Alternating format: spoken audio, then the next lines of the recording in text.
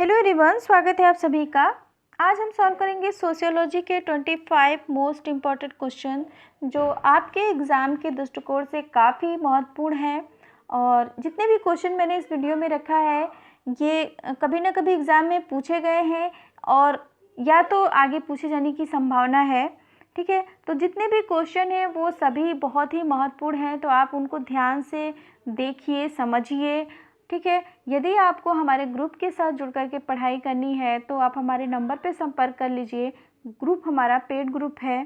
ठीक है, एक बात और मैं आपको यहाँ पे बताना चाहूँगी कि अभी के लिए जो कुछ भी आपके पास है, जो कुछ भी मटेरियल आपके पास उपलब्ध है, जो भी किताबें हैं आपके पास, जो कुछ भी पीडीएफ वगैरह आपने रखा है सोशियोलॉजी का, या जो और भी जो चीज़ें हैं, नोट्स पुराने आपने रखे हैं, तो उनको पढ़ना शुरू कर दीजिए, उनका रिवीजन करना शुरू कर दीजिए।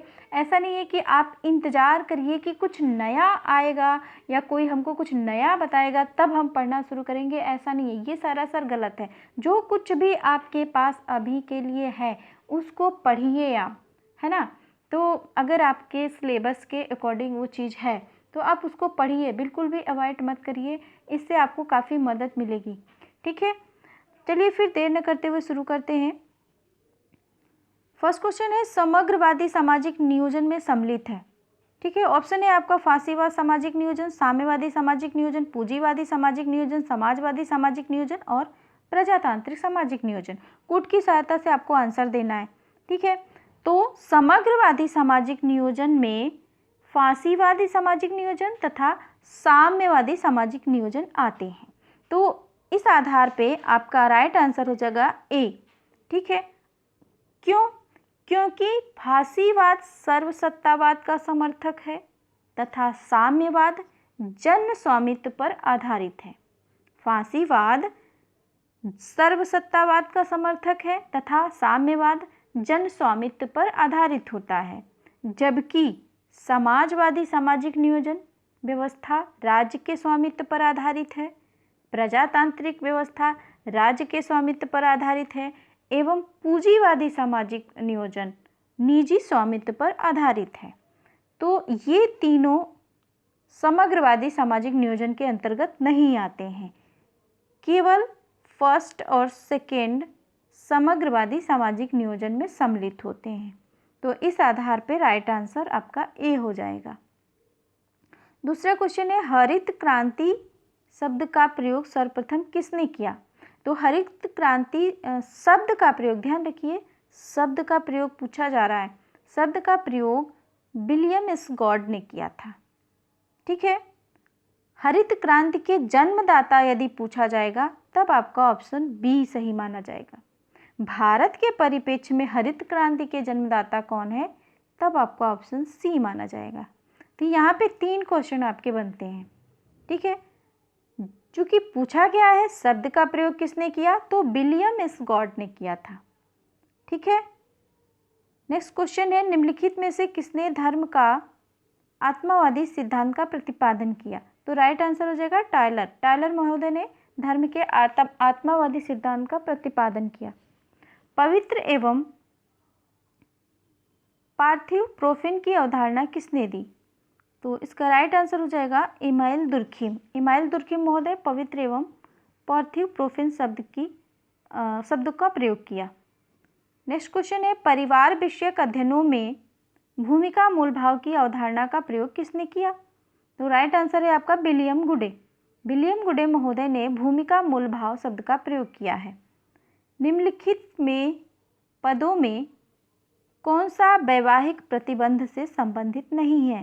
ठीक है, इसका ध्यान रखिए आप लोग, पूछा जा रहा है नहीं है। वैवाहिक प्रतिबंध की बात की जा रही है, यानी विवाह करते समय कुछ प्रतिबंध लगाए जाते हैं, तो उन प्रतिबंधों में से इसमें कौन सा नहीं है?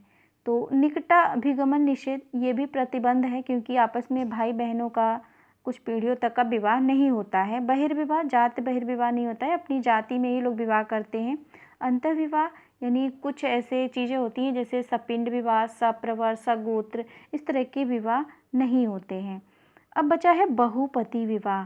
ये वैवाहिक प्रतिबंध न होकर के विवाह का एक प्रकार है। ठीक है, अब नेक्स्ट क्वेश्चन है, हिंदू विवाह अधिनियम 1955 निम्नलिखित में से किन विवाहों की मनाही करता है? तो हिंदू विवाह अधिनियम 1955 सफिंड विवाह की मनाही करता है, बाकी सभी को मान्यता प्राप्त है। ठीक है, नेक्स्ट क्वेश्चन है, पारंपरिक हिंदू समाज में विवाह के मुख्य उद्देश्यों का सही क्रम है? तो राइट आंसर हो जाएगा डी, धर्म, प्रजा और रति। ये क्वेश्चन पिछली बार पीजीटी के एग्जाम में पूछा गया था। धर्म, प्रजा और रति, सबसे पहले धर्म आता है, उसके बाद प्रजा, उसके बाद रति। ठीक है, हिंदू उत्तराधिकार अधिनियम 1956 जिन समुदायों के उत्तराधिकार संबंधी विषयों को नियंत्रित करता है वे हैं हिंदू, सिख, बौद्ध एवं जैन। ठीक है, इन सभी समुदायों के उत्तराधिकार संबंधी विषयों को नियंत्रित करता है। देखिए, जितने भी अधिनियम बनाए गए हैं हिंदू विवाह से संबंधित, हिंदू उत्तराधिकार से संबंधित, जितने भी सामाजिक विधान बनाए गए हैं, इनसे रिलेटेड वीडियो मैंने अपने चैनल पे अपलोड किया है। सभी जितने भी विधान हैं उनको उसमें मैंने रखा है। वो वीडियो आपके लिए काफ़ी महत्वपूर्ण है, क्योंकि उस वीडियो से एक न एक क्वेश्चन जरूर आएगा, मेरी गारंटी है। ठीक है, क्योंकि पिछली बार पीजीटी के एग्ज़ाम में भी कम से कम सामाजिक विधान को लेकर 1-2 क्वेश्चन तो आ ही गए होते हैं। इसी तरह नेट के एग्ज़ाम में भी इस तरह के क्वेश्चन जरूर आते हैं, तो इसका आप लोग विशेष ध्यान रखिए। निम्नलिखित में से कुछ एक विवाह संबंधी नातूदारों के उदाहरण, यानी कि सिंपल सा है कि इसमें से कौन से वैवाहिक संबंधी हैं? तो पत्नी और ससुर ये वैवाहिक संबंधी हैं, और इस आधार पे आपका राइट आंसर बी हो जाएगा। नेक्स्ट क्वेश्चन है, man and society in the age of reconstruction. तो ये पुस्तक है कार्ल हिम की, रिकंस्ट्रक्शन कार्ल हिम की। नेक्स्ट क्वेश्चन है, कास्ट इन इंडियन पॉलिटिक्स नामक पुस्तक का लेखन किसने किया? तो ये पुस्तक लिखा है रजनी कोठारी ने। ठीक है, ये जितनी भी बुक्स हैं के नाम हैं ये एग्ज़ाम में पूछे जाते हैं, बहुत ही महत्वपूर्ण पुस्तकें हैं, तो इनको आप लोग रट लीजिए, बिल्कुल एकदम रट लीजिए, रट्टा मार लीजिए अगर ऐसे नहीं याद हो रहा है तो। नेक्स्ट क्वेश्चन है, the theory of the leisure class पुस्तक किसने लिखी? तो ये पुस्तक लिखी है बेबलन ने। ठीक है, बेबलन महोदय ने ये पुस्तक लिखी है, और इसी बुक में उन्होंने विलासी वर्ग का सिद्धांत दिया, विलासी वर्ग का। नेक्स्ट क्वेश्चन है, structure and function in primitive society. ये पुस्तक लिखी है ब्राउन महोदय ने।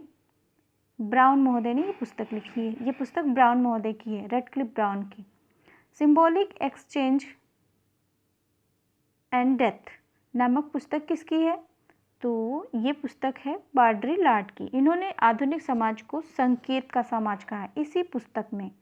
ठीक है, ये भी क्वेश्चन कई बार पूछा जा चुका है, बहुत ही इम्पोर्टेंट है। ठीक है, कि ये किसकी पुस्तक है? तो ये बाड्री-लाड की है, और इसी पुस्तक में इन्होंने आधुनिक समाज को, यानी वर्तमान समाज को संकेतों का समाज कहा है। नेक्स्ट क्वेश्चन है, द सोशल ऑर्डर किसकी पुस्तक है? तो ये पुस्तक है आपका बीरस्टीड की। ये पुस्तक बीरस्टीड महोदय ने लिखा है। नेक्स्ट क्वेश्चन है, class conflict and industrial society नामक पुस्तक किसने लिखी है? तो ये पुस्तक लिखी है डेहरनेडॉर्फ ने।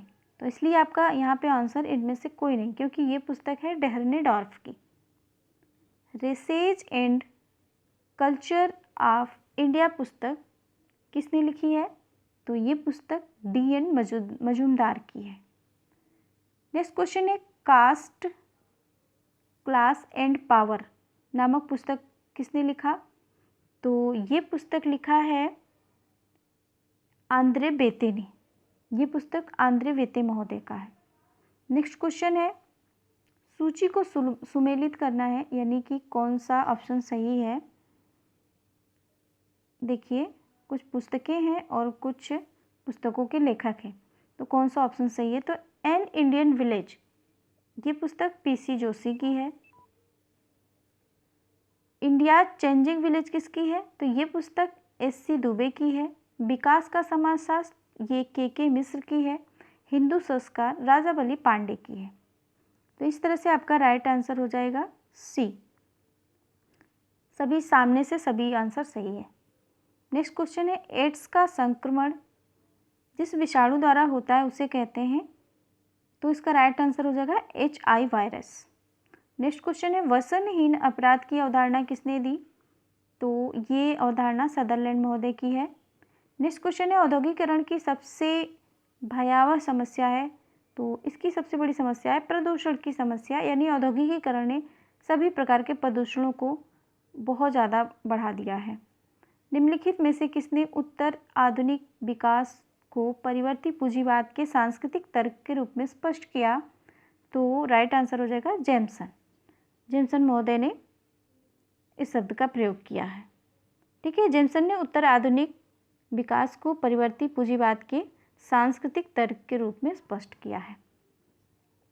नेक्स्ट क्वेश्चन है, निम्नलिखित में से कौन सा उत्तर औद्योगिक अर्थव्यवस्था का उदाहरण है? तो राइट आंसर है सी, एक सेवामूलक उपभोग पर आधारित अर्थव्यवस्था। यानी उत्तर औद्योगिक समाज की विशेषता है एक सेवामूलक उपभोग आधारित अर्थव्यवस्था। तो इस तरीके से हमने 25 क्वेश्चन कवर किए जो काफ़ी महत्वपूर्ण है। इनको ध्यान से देखिए, समझिए।